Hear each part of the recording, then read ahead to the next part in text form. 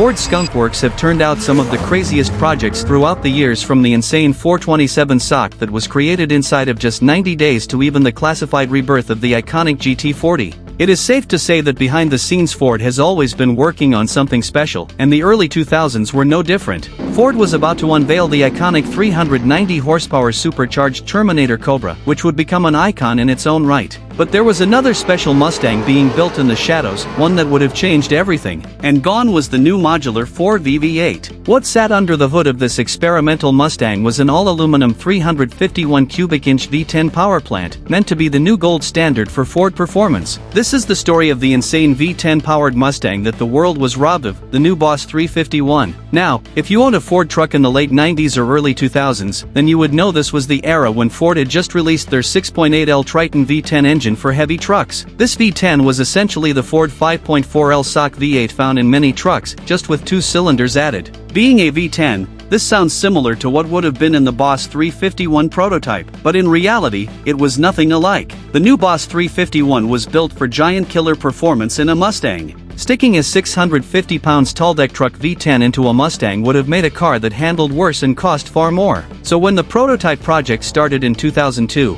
Ford engineers had to get creative, and they had to do it on a shoestring budget, mostly after hours. The new Edge Mustang was at the end of its life, itself the final chapter of the Fox body chassis from 1979. Ford wanted the platform to go out with a bang. At the time, Ford was obsessed with the modular V8 platform. The 281 cubic inch 4.6L V8 was used in everything from Crown Vics to Mustangs. The single overhead cam version was the workhorse, making around 260 horsepower. The aluminum dual overhead cam, 4 valves per cylinder, was reserved for special cars like the Cobra and Mach 1. These DOHC motors made over 300 horsepower and were much more rev-happy, making them a perfect foundation for a V10. There was just one problem: money. Ford didn't want to invest real funding into a fully engineered V10. So the engineers got resourceful. They took 2 aluminum 4.6L V8 blocks, cut them apart, and joined them into a 10-cylinder block, displacing 5.8L or 351 cubic inches. They then modified 5.4L DOHC Cobra R cylinder heads to fit the new V10. The Cobra R became the donor for almost everything: internals, manifolds, castings, all sacrificed to build this one-off engine. Custom billet cams and a billet crankshaft were also created. The next challenge was software. Because this V10 was based on the 4.6 architecture and not the Triton V10, the existing V10 ECU wouldn't work.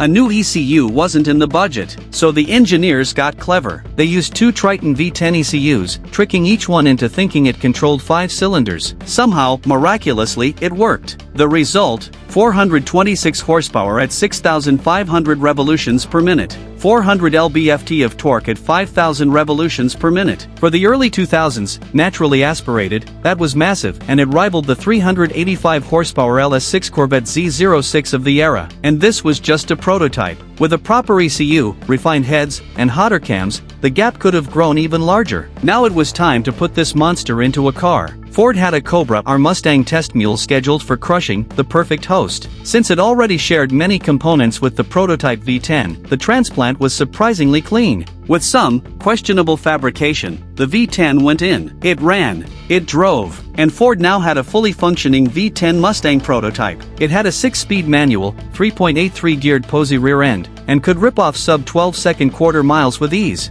It was faster than the Cobra R and even the 2003 to 2004 supercharged Terminator Cobras. There's little recorded about its handling, but likely similar to a Cobra R, the peak Mustang chassis of the day. And the wildest part? From the outside, it looked almost stock. Just a silver GT with a Cobra R hood and Celine wheels. But one stab of the throttle and the secret was out: this was not a 4.6. For a shoestring project, the V10 shocked everyone who drove it. Even Ford executives were impressed and pushed for a larger displacement version for future Halo cars, including the Shelby GR1 concept. But nothing came of it. Ford's brief romance with V10 architecture ended in the mid-2000s. The Boss 351 prototype remains the only one of its kind. And it makes you wonder. Today's Mustang makes 480 horsepower from the high-revving Coyote V8. But what if Ford kept the V10 alive?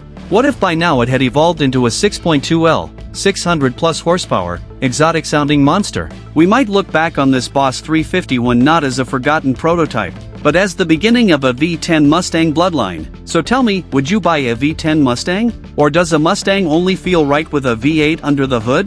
This was the crazy true story of the V10 Mustang that almost was. Thank you for watching another episode in our Rare Cars documentary series. If you enjoyed this, please drop a like, share with other enthusiasts, and don't forget to subscribe to Rare Cars and hit the notification bell. More deep dive documentaries are coming soon.